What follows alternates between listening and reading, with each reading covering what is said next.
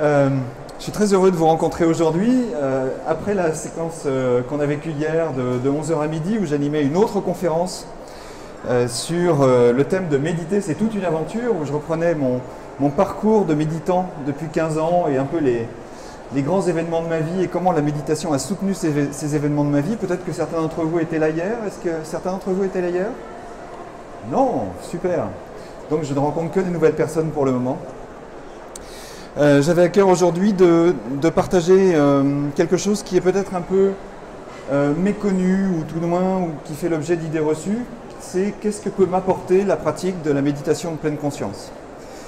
Et pour démarrer en fait cette intervention, j'avais envie de vous partager cette photo que j'aime beaucoup, que j'ai trouvée en préparant cette conférence rien que pour vous. C'est une photo vraiment géniale. Moi, elle m'évoque plein de choses. Non seulement elle parle mon petit enfant intérieur, mais surtout elle me dit que finalement j'ai l'impression que plus je pratique la méditation, et ça fait 15 ans, plus je suis un petit peu comme cet enfant, c'est-à-dire capable de m'émerveiller de ce qui est là. Et parfois l'automne et l'approche de l'hiver est une saison qu'on peut ressentir comme étant un peu grise, un peu triste. Voilà, c'est la suite de l'été, c'est le début du froid. On a envie de voir encore de l'éclat des feuilles, de l'éclat du soleil, la lumière, la chaleur, et pourtant il fait froid, les feuilles tombent et les arbres se dénudent. Et on pourrait avoir cette représentation-là de l'automne. Et moi je me dis, bah non, finalement l'automne c'est une saison aussi joyeuse que toutes les autres, que le printemps, que l'été et que l'hiver, qui nous accorde le cadeau, qui nous offre le cadeau de... Bonjour, qui nous accorde le cadeau de cet émerveillement d'une feuille qui tombe, qui retourne à la terre et qui va contribuer à nourrir l'arbre, les racines de l'arbre sur lequel elle tombe pour le printemps. Et c'est une façon de voir cette relation qu'on a avec la vie et aussi avec la mort. Cette feuille se régénère pour faire renaître autre chose. Alors donc, j'avais juste envie de vous dire que moi j'ai envie en tant que méditant de tendre vers ça, de tendre vers cet émerveillement, vers ces petits plaisirs quotidiens, vers ces petites choses que m'offre la vie à chaque instant de chaque jour de ma vie. Ça fait 5 ans que je partage ma pratique et aujourd'hui j'avais aussi à cœur de vous partager finalement des témoignages ou tout du moins la synthèse de 5 ans de partage de la pratique de la méditation avec plus de 2500 participants dans mes groupes. Alors ça n'a pas été simple de collecter des choses et j'ai essayé de rendre ça le plus simple possible puisqu'on a en gros une petite quarantaine de minutes pour aborder ce sujet-là. Et j'ai croisé ça aussi avec des résultats d'études scientifiques sur la pleine conscience. Et c'est toujours intéressant de mettre en perspective non seulement l'expérience des participants ou mon expérience et ce que nous dit la recherche, ce que nous disent les neurosciences en particulier. Voilà, la pratique de la méditation, ça impacte ma vie chaque jour. Je crois que vous l'avez compris, donc je ne vais pas prolonger là-dessus pour le moment.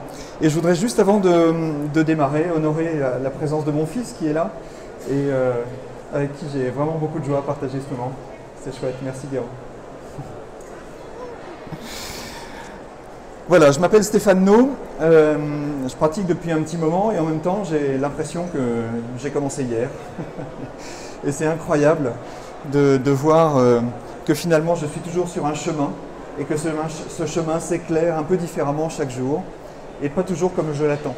Et c'est vraiment intéressant de voir que l'instant présent en fait est un instant dans lequel on finit toujours par débuter quelque chose et non pas être sûr que ça va se passer comme ça se passe. Je suis instructeur MBSR, alors peut-être que pour certains ça parle, pour d'autres pas du tout. MBSR, c'est un protocole en fait qui a été créé il y a une quarantaine d'années par quelqu'un de formidable qui s'appelle John Kabat-Zinn, qui est un de mes enseignants à l'école de médecine de l'université de Boston.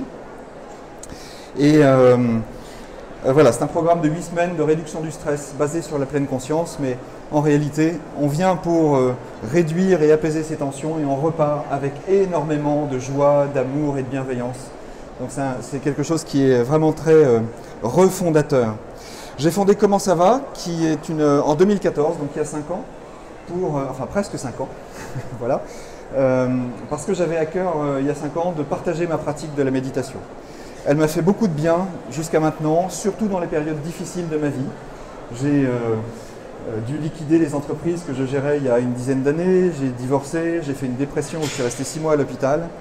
Et de toutes ces périodes-là, en fait, je retiens que du positif. Et ça a été très dur, vraiment très très dur, mais en même temps, dans cette dureté, dans cette âpreté des événements, je me suis rendu compte qu'il y avait énormément de ressources qui étaient là et que je pouvais mobiliser. Et c'est pour ça que je crée régulièrement, en dehors du MBSR que j'anime et que j'ai beaucoup de plaisir à animer tous les 2 mois, des programmes et des ateliers de pleine conscience pour tous les publics, le grand public, comme vous, les entreprises, mais aussi je suis très attaché à développer la pleine conscience dans des milieux qui n'ont pas forcément accès à cette pratique de la méditation, comme par exemple les associations d'insertion, les prisons, les hôpitaux.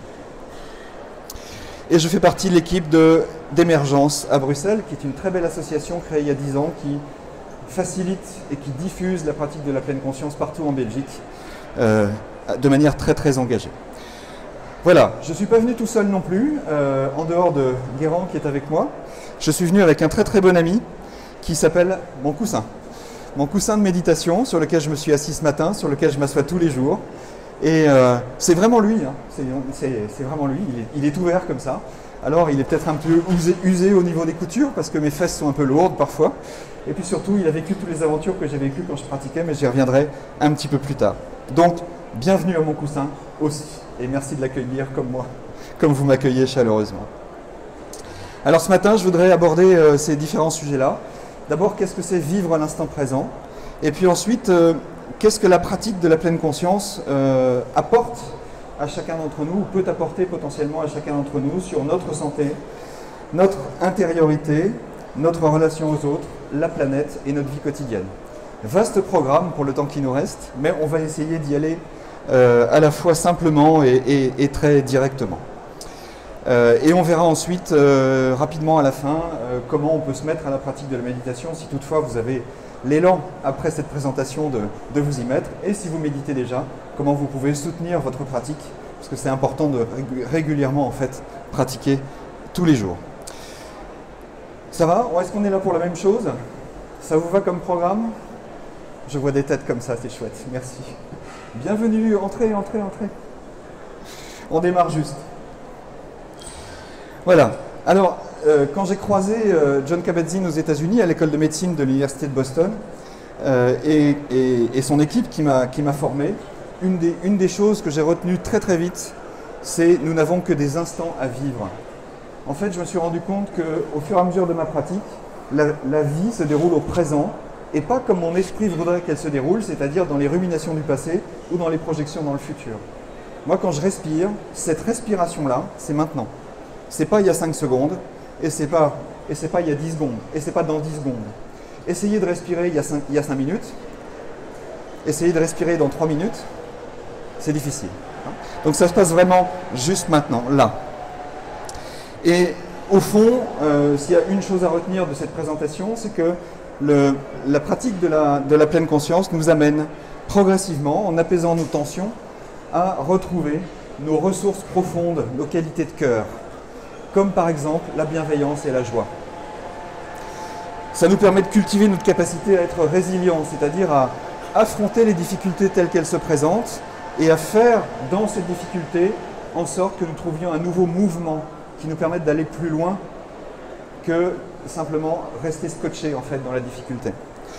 Et j'aime beaucoup cette petite phrase, enfin c'est pas une phrase, mais cette expression de Thich Nhat Hanh, qui est un moine vietnamien zen, auprès de qui j'ai reçu aussi des enseignements, qui dit souvent « la paix à chaque pas ». Je dirais la paix à chaque souffle, la paix à chaque instant. Voilà, trouver la paix dans ce que nous faisons, dans ce que nous sommes à l'instant où nous le sommes. Et c'est pourquoi très, très rapidement, en fait, sous mon logo, j'ai écrit « s'apaiser, se retrouver et grandir ». Notre être n'aspire qu'à grandir, n'aspire pas à se réduire. Hein. Mais ce qu'on voit, c'est que nos pensées nous réduisent souvent, nous contraignent souvent dans un petit carcan dans lequel nous ne pouvons pas sortir parce que nous avons créé un cadre dans lequel les portes sont solidement verrouillées. Donc déverrouillons ces portes ensemble, là maintenant, en voyant plus précisément ce que c'est que la pleine conscience juste une définition qui ne vaut que pour une définition, donc je ne vais pas la commenter parce que ce serait un petit peu long. Mais l'idée, c'est de porter pleinement attention à soi-même. Et là, prendre soin de soi. Combien de fois nous ne prenons pas soin de nous? Combien de fois nous sommes loin de nous-mêmes? Et combien de fois nous pourrions prendre soin de nous simplement en revenant à ce qui se passe à l'instant? Sensation, pensée, émotion, de manière volontaire, à l'instant présent et sans jugement. Et là, il y a un challenge pour nous, c'est de ne pas porter de jugement, de ne pas faire d'évaluation. Ah, mon cœur bat vite? Ok, il bat vite. Mais je peux me rendre compte que dès l'instant où je constate que mon cœur bat vite, mon esprit s'emballe en me disant « Oh là là, qu'est-ce qui se passe? Je suis stressé, comment ça se passe? Pourquoi il bat vite? C'est pas normal, peut-être que j'ai un problème cardiovasculaire, blablabla, blablabla, blablabla. » Le blabla mental se met en route. Et donc ne pas porter de jugement, c'est juste sortir des évaluations que nous posons sur l'événement, sortir des évaluations que nous posons sur nous-mêmes, de ce juge intérieur qui vient toujours nous dire « Mais non, c'est pas comme ça qu'il faut regarder la réalité » et du coup nous fait sortir de la réalité. Et c'est une pratique universelle dans le sens où la pleine conscience est une pratique laïque. Ce n'est pas une pratique prosélyte ou engagée spirituellement dans un bord ou dans un autre. Bien sûr, il y a des fondements spirituels, mais ce n'est pas le sujet. Le sujet, c'est de développer quelque chose qui nous amène à avoir une relation plus apaisée et plus joyeuse avec nous-mêmes. Et c'est une pratique qui est ouverte à toutes et à tous, quelle que soit la confession, quel que soit l'état de santé, quel que soit le statut social, le niveau de revenu, le lieu d'habitation. Tout ça n'a pas d'importance. Tout le monde est accueilli avec beaucoup d'ouverture et de bienveillance dans la pratique de la méditation de pleine conscience. Alors, je voudrais juste vous dire, pour aller vite, et pour introduire surtout le sujet, qu'on va aborder maintenant 5 points. En quoi la pratique de la méditation est favorable ou m'amène quelque chose et des bénéfices pour ma santé physique et ma santé mentale. En quoi elle m'amène des choses sur mon intériorité, c'est-à-dire sur mon être profond. Et ça n'a rien de mystique ou de spirituel, c'est très concret, nous verrons ça tout à l'heure. En quoi ça m'aide à avoir des relations plus apaisées avec mon entourage et avec moi-même. En quoi ça m'aide à m'engager pour mon environnement et ma planète. Et en quoi ça me soutient dans ma vie quotidienne. Notre vie quotidienne est faite de 1000 choses, de 1000 moments différents, qui sont tous en interaction et imbriqués les uns dans les autres. Donc l'intention en fait de la pratique n'est pas de décortiquer tout ça, mais plutôt de voir comment nous sommes en relation avec ça. Et ça touche tous les domaines de notre vie quotidienne. Alors, sur le plan de la santé, moi j'aime beaucoup cette expression de la grande santé. C'est une expression que j'ai empruntée à Alexandre Jolien, que vous connaissez peut-être, qui est un philosophe, qui écrit beaucoup sur la méditation et surtout la méditation zen, et qui fait le lien entre différentes traditions spirituelles, mais surtout, c'est une personne qui est très touchante parce qu'elle a été atteinte de la polio quand elle était jeune, elle est aujourd'hui très handicapée, et elle explique en fait avec beaucoup d'humanité comment arriver, quand on est dans son état, à la grande santé, c'est-à-dire à la fois la santé physique et la santé mentale, la paix intérieure dans cette situation-là. Et c'est cette difficulté que nous avons aujourd'hui dans le multitâche dans lequel nous sommes engagés, chacun d'entre nous et chacune d'entre nous au quotidien, où on est toujours en train de faire quelque chose pour obtenir quelque chose. Et on fait, et on veut obtenir, et on fait, et on veut obtenir, et c'est sans fin, ça n'arrête jamais. C'est toujours le mot « ensuite ». Bon, alors là, je suis en train de faire la vaisselle. Ensuite, qu'est-ce que j'ai à faire? Et ensuite, qu'est-ce que j'ai à faire? Et je n'arrête pas de penser à faire. Mais quand est-ce que je pense à moi? Quand est-ce que je suis plutôt que faire? Alors, les effets de la pratique de la pleine conscience, et là, c'est plus des études scientifiques en fait qui nous montrent ça. Je ne vais pas rentrer dans le détail de tout, mais je vais juste vous donner 2-3 indications. Il y a pas mal d'études et je vais prendre ça dans le désordre, comme ça vous serez un petit peu perdu, ça va être formidable. Ce qui est intéressant, c'est de voir la recherche scientifique, par exemple, au niveau des troubles cardiovasculaires. Les personnes qui pratiquent régulièrement la pleine conscience voient leur hypertension baisser progressivement, et ça favorise aussi la prévention en fait, des troubles cardiovasculaires. Donc, il y a des études actuellement, mais rien n'est encore vraiment démontré de manière très ferme. Mais en tout cas, la tendance, c'est plutôt de voir qu'il y a moins d'AVC chez les personnes qui pratiquent la méditation en particulier. Pour ce qui est du sommeil, le fait de... Qu'est-ce qui nous empêche de nous endormir, par exemple? Ce qui nous empêche de nous endormir, c'est notre mental qui se met et qui tourne en boucle, en fait, en repensant à la journée, en pensant à la journée de demain, et en pensant, si possible, au fait que je vais sûrement pas réussir à m'endormir tout de suite. Donc évidemment, ça ne favorise pas le fait de s'endormir. Et la pratique de la pleine conscience nous amène à nous apaiser notre mental. Et il y a des pratiques justement qui amènent plus facilement à l'endormissement, comme certaines pratiques sur le corps allongé. En ce qui concerne le stress, là il y a un corpus d'études qui est extrêmement important. Depuis 40 ans en fait, on étudie les effets de la pleine conscience sur le stress, et les effets aujourd'hui sont avérés sur la réactivité au stress en particulier. Et donc à deux niveaux. La première, c'est la réduction du stress aigu, c'est-à-dire la réactivité à ce qui se produit, et donc à la décharge d'adrénaline que nous mettons en œuvre en nous-mêmes, qui se passe sans que nous le voulions, hein, mais qui se met en œuvre et qui nous fait mettre en hyper-réactivité par rapport à ce qui se passe. Et l'autre chose intéressante, c'est que ça amène aussi une réduction du stress chronique, c'est-à-dire en fait le stress qui s'accumule et qui ne part plus. Voilà.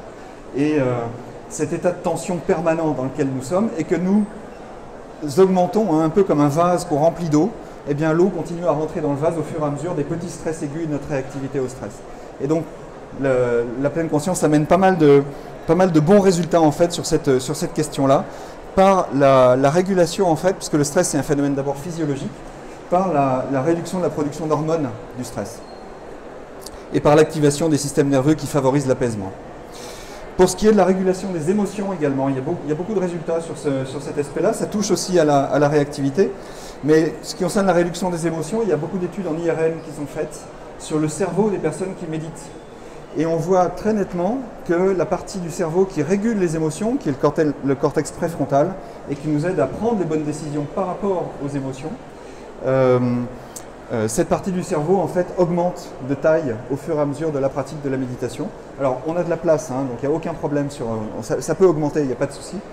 Et ça vient activer la préférence pour cette partie du cerveau par rapport à notre cerveau réactif qui est plutôt le cerveau reptilien qui nous amène à rentrer dans les réflexes de survie dans des situations où la survie n'est pas engagée. Il y a également des études intéressantes sur la douleur et en particulier sur le cancer, où on voit des taux de rémission en fait, de personnes qui pratiquent la méditation qui sont constatés, qui sont nettement supérieurs à ceux qui ne pratiquent pas la méditation. Donc c'est assez encourageant. Et ce qui se passe en fait, c'est pas tellement la maladie qui change, mais c'est la relation que nous avons à la douleur. Hein, quand on a mal quelque part, ça se transforme vite en souffrance. C'est pas normal que j'ai mal, je devrais pas être comme ça. Si ça se trouve, je vais devoir encore aller voir mon médecin. Ça se trouve, je suis très très malade. Ça se trouve, je vais mourir demain. Tout ça, c'est des pensées en fait, qui viennent se coller sur notre douleur et qui deviennent du coup de la souffrance. Hein. C'est une forme de résistance à ce qui est en train de se passer.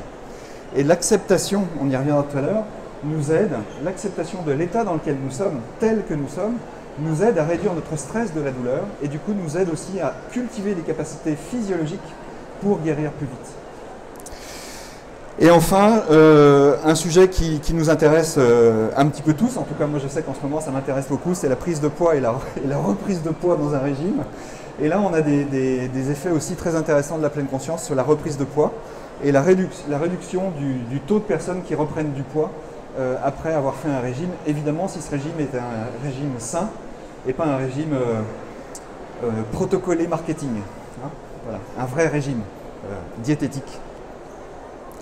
Donc voilà pour les quelques éléments scientifiques.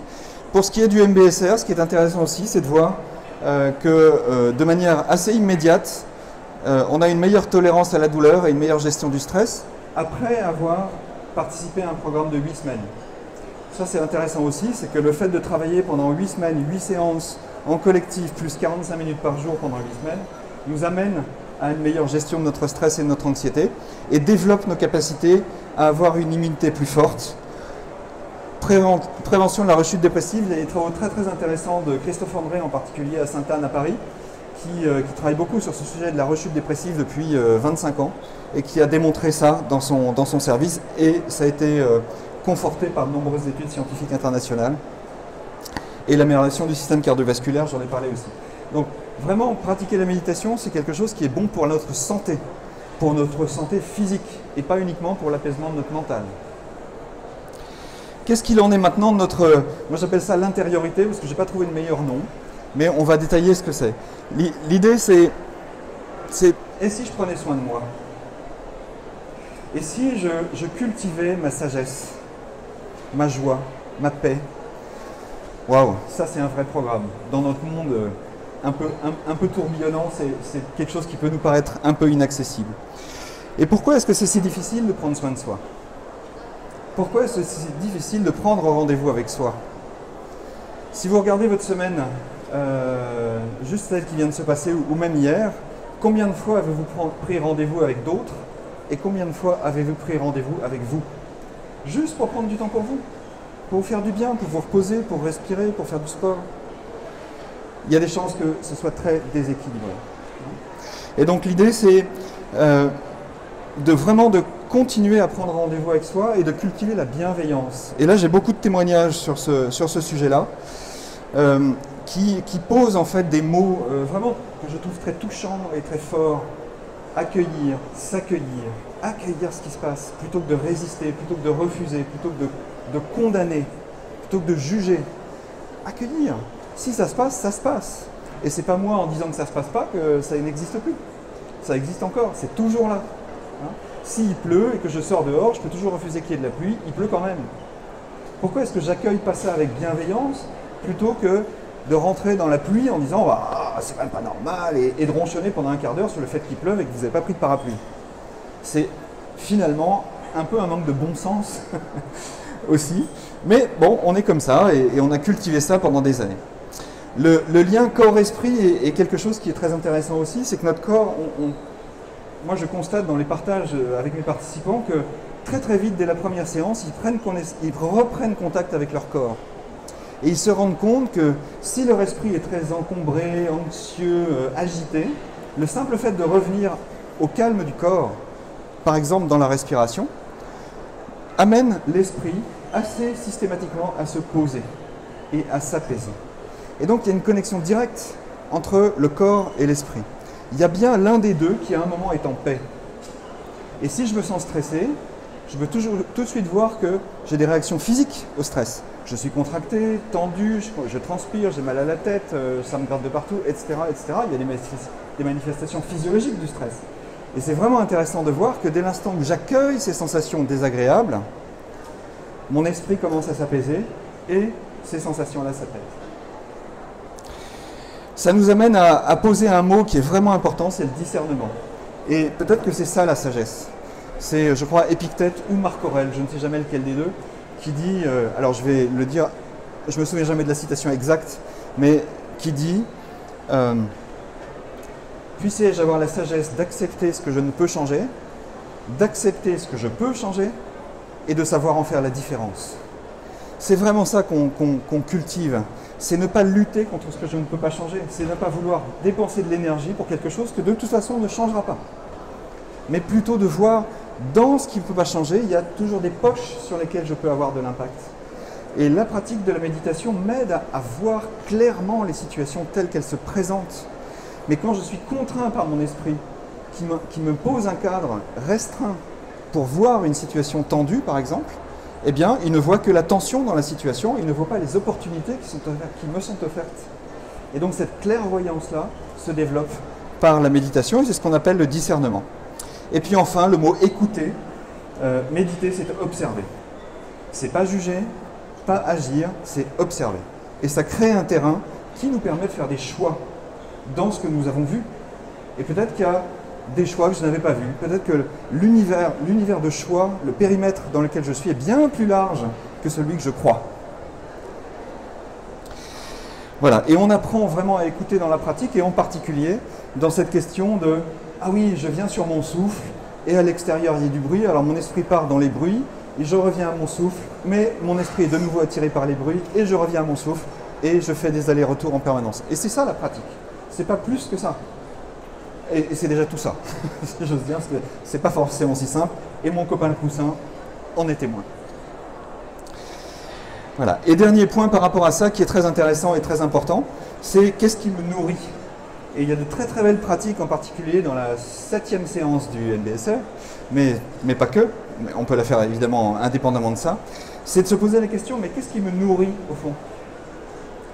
est-ce que ce que je vois, les informations que je prends, ce que je consomme en termes de produits alimentaires, la façon dont je vis est nourrissante pour moi? Et il y a des choses qui le sont et des choses qui le sont moins. Eh bien, peut-être que si je commence à voir clair, là, je peux voir que je peux déjouer et peut-être abandonner ce qui ne me nourrit pas pour me consacrer beaucoup plus à ce qui me fait du bien. Mais je ne peux pas le faire si je ne regarde pas et si je n'écoute pas ce qui est en train de se passer. Le deuxième point, c'est, le troisième point, pardon, si j'avais envie d'un monde plus uni et plus solidaire. Alors là, peut-être que c'est un rêve, mais en même temps, la vie, c'est une question d'échange. Lorsque je respire, mes poumons se gonflent, il y a un changement physiologique au niveau de mes poumons, les cellules changent, l'air entre, l'oxygène est récupéré par le sang et ressort par mes poumons comme un gaz carbonique. Il y a un échange chimique qui se fait. Lorsque je vois quelque chose, je peux constater que cet échange est là aussi. Quand je suis en relation avec quelqu'un, si je prononce un mot, la situation a déjà changé. Donc, c'est dans cette interaction qu'on va trouver quelque chose de l'ordre de l'unité. Et on reçoit tellement de messages de division, partout, tout le temps. Les manifestations, Trump, les questions de grève, d'environnement, ce sont tous des messages de division. Et moi, je n'ai pas envie de vivre dans un monde divisé, j'ai envie d'œuvrer pour un monde unifié, où, ok, on peut avoir des désaccords, mais on peut être d'accord sur nos désaccords, plutôt que de nous opposer en permanence et être en conflit en permanence. Et donc, quand je dis c'est bon pour moi et pour les autres, ce que j'entends, moi, de dire depuis 5 ans, c'est que ça commence par moi, cette qualité de connexion. C'est-à-dire que la relation, c'est à deux. Si je considère que c'est toujours de la faute de l'autre ou de la responsabilité de l'autre que j'ai un problème, eh bien, non seulement je reste avec mon problème, mais je n'encourage pas la résolution du problème. Donc, il y a bien un moment, il faut faire un premier pas pour aller vers l'autre et essayer de trouver un terrain sur lequel on peut s'accorder. C'est pas facile, ça demande un peu d'abandon de nos égos, voilà. Mais en même temps, si je veux la paix pour moi, pour lui et pour notre relation, eh bien, il faut bien commencer par quelqu'un. Et si lui ne commence pas, si je veux la paix, il faut bien qu'il m'aide. Donc j'ai une forme de responsabilité dans cette unité, comme j'ai une responsabilité dans la division du conflit. Si je ne cherche pas à régler le conflit et si je mets de la flamme sous la cocotte minute du conflit, eh bien la flamme continue de brûler et la cocotte minute continue à monter en pression. Et je suis responsable ou co-responsable de ça. Donc je peux accepter que j'ai une responsabilité et d'exercer pleinement cette responsabilité pour essayer de pacifier la situation et de trouver quelque chose qui est de l'ordre de l'harmonie dans la relation, quelque chose qui est de l'ordre de la non-violence, qui est une démarche extrêmement active et non passive, et de l'ordre de la paix. Ça commence par l'écoute et par le dialogue profond. L'écoute profonde de l'autre, ce n'est pas quelque chose de facile. Il y a beaucoup de pratiques de méditation sur le thème du dialogue, où par exemple, je te partage mon expérience et je te demande juste de ne pas réagir, de ne pas répondre, de ne pas discuter, juste accueillir ce que je suis en train de te dire, parce que c'est ce que je ressens. Et ensuite, j'accueillerai ce que tu veux bien me dire. Et notre dialogue va se fonder sur ce partage commun, plutôt que tout de suite dire « Ah oui, tu dis ça ou tu ressens ça, mais écoute, c'est quand même pas normal, voilà ce que tu pourrais faire. » La discussion est close. Il n'y a pas d'échange. Si j'écoute en conscience, on peut trouver ensemble un terrain sur lequel on peut faire des choix ensemble. Le quatrième point auquel je suis de plus en plus attaché, et c'est vraiment associé à ma pratique, mais également à ce que me disent beaucoup de participants, et puis dans les conférences que j'ai l'occasion d'animer, et la joie d'animer, les retours aussi des participants à ces conférences. Il me semble qu'il y a quelque chose dans nos difficultés globales qui tient au fait que nous remettons toujours la responsabilité sur l'autre. C'est de sa faute. Ou alors, c'est lui qui est responsable, donc c'est lui qui va régler le problème. Par exemple, le problème de l'environnement ne peut être réglé que par le gouvernement. Voilà, c'est pas mon problème. Je suis conscient que c'est difficile, je suis conscient qu'il y a un problème, mais c'est pas le mien. C'est celui, ça doit être géré au niveau politique, ou au niveau économique, ou au niveau je sais pas quoi. Le problème, c'est que dès l'instant où on rentre là-dedans, on est dans une forme de déni de la réalité, et on est surtout dans la non-conscience de notre propre responsabilité, même si elle est minime, même si on fait des efforts, il y a toujours une part. Donc l'idée, c'est pas de se culpabiliser, de se flageller en disant « Oh là là, je suis coupable, c'est pas bien ce que j'ai fait aujourd'hui, j'ai jeté trop d'emballage dans ma poubelle, là là là là là là. » Ok, peut-être que j'en ai jeté beaucoup, mais c'est pas le sujet. Le sujet, c'est qu'est-ce que je fais maintenant, moi, à mon niveau, pour avancer. Et c'est pas un grand discours sur l'environnement que je vais vous faire, c'est plus un discours sur l'écologie intérieure. Ça commence par moi, à l'intérieur de moi. Quand je me posais tout à l'heure la question, mais qu'est-ce qui me nourrit? Qu'est-ce qui me nourrit? Je peux commencer à regarder ce qui me fait du bien et juste m'accorder à ce qui me fait du bien.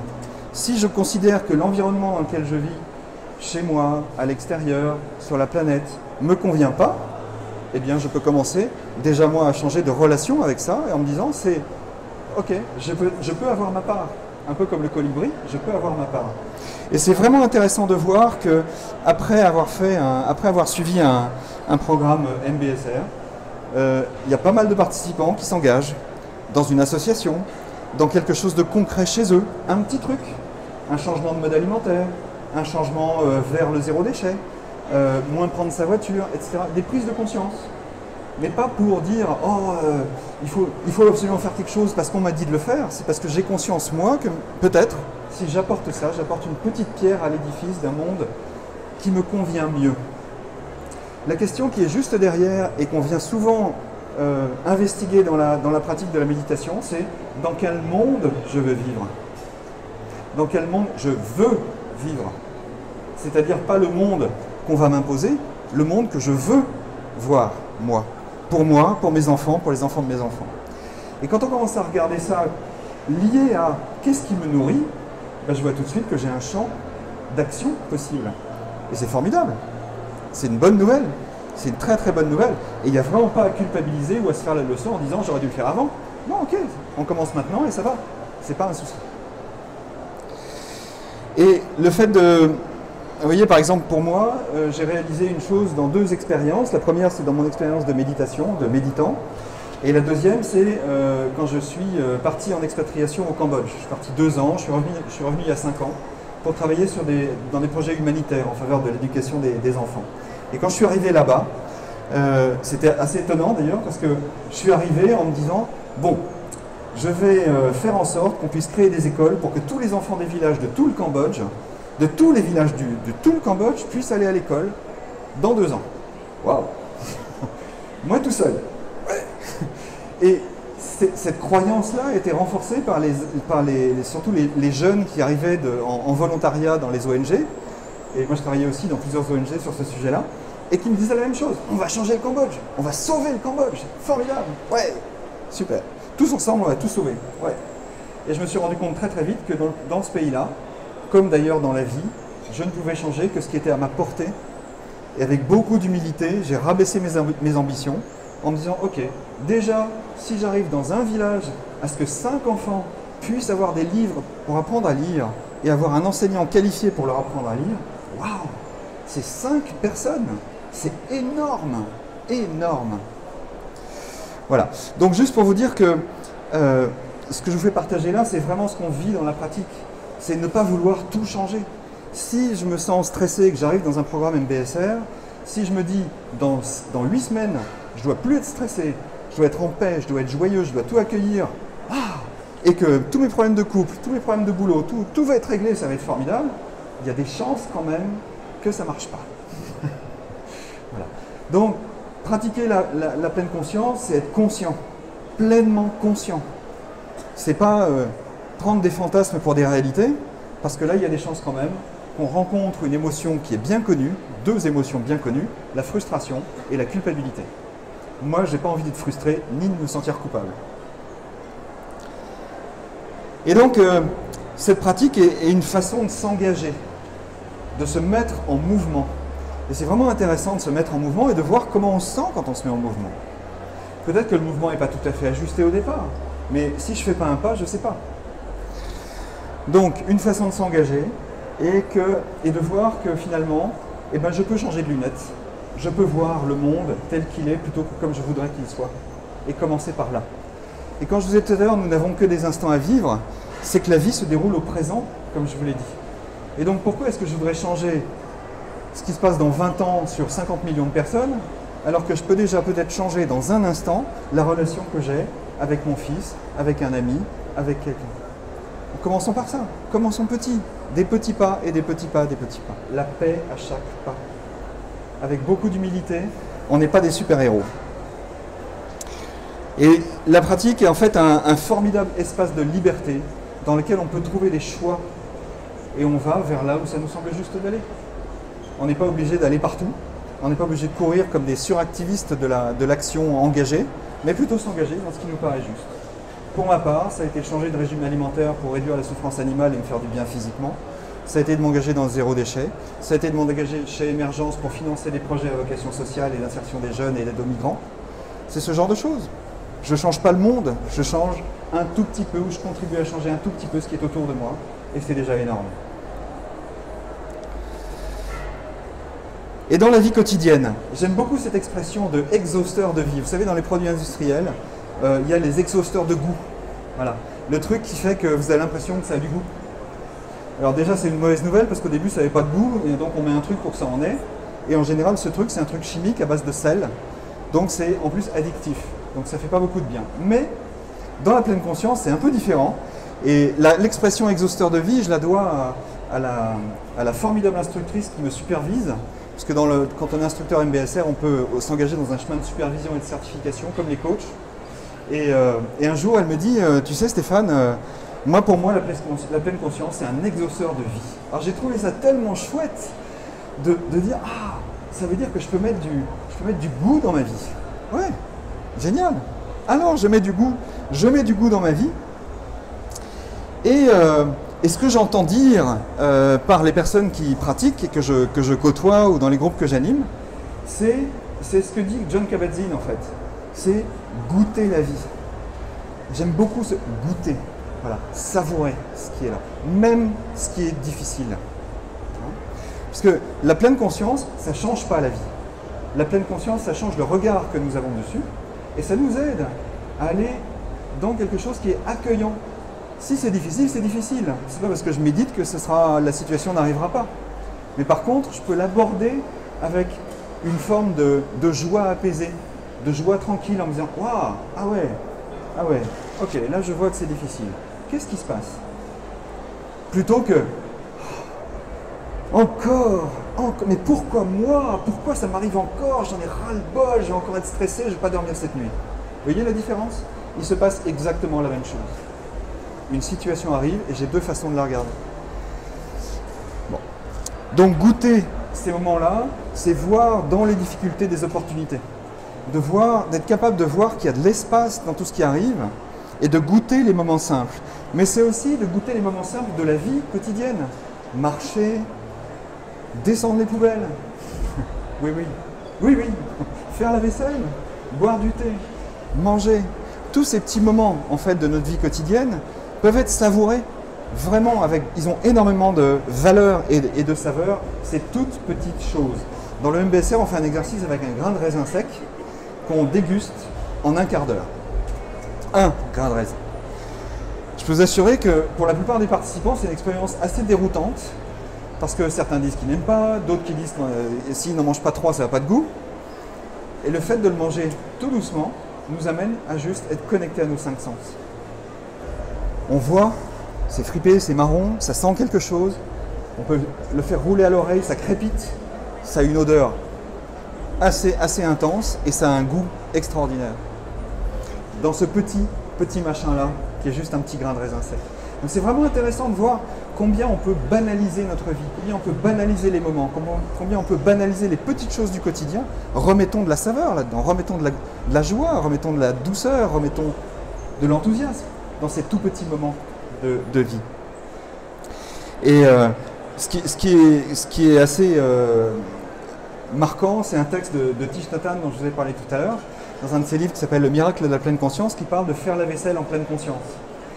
Et il dit il raconte en fait quelqu'un qui fait la vaisselle et il dit « Mais si vous faites votre vaisselle en pensant à la tasse de thé que vous allez boire après, quand est-ce que vous faites la vaisselle ?»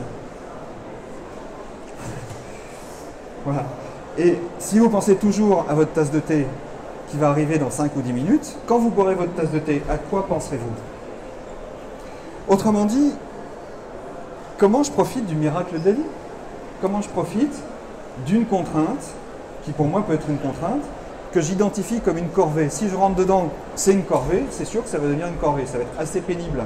Si je rentre dedans en disant, ok, je vois que c'est pas très agréable, mais en même temps, peut-être que je peux jouir de ce moment-là un petit peu, eh bien ça devient un moment plus neutre. Du coup, je ne crée pas de stress sur ce moment-là. Voilà. Mais être présent, c'est être présent dans tous les moments de notre vie, ou dans les transports en commun. Hier, en venant à la conférence, il y a eu une panne de métro. Et j'entendais à côté de moi, alors je ne vous cache pas que j'étais un peu anxieux quand même, parce que j'étais vraiment limite en timing. Et il fallait le temps de me préparer, j'aime bien me poser, et j'aime bien vous accueillir. Donc je disais, mais alors comment je vais faire?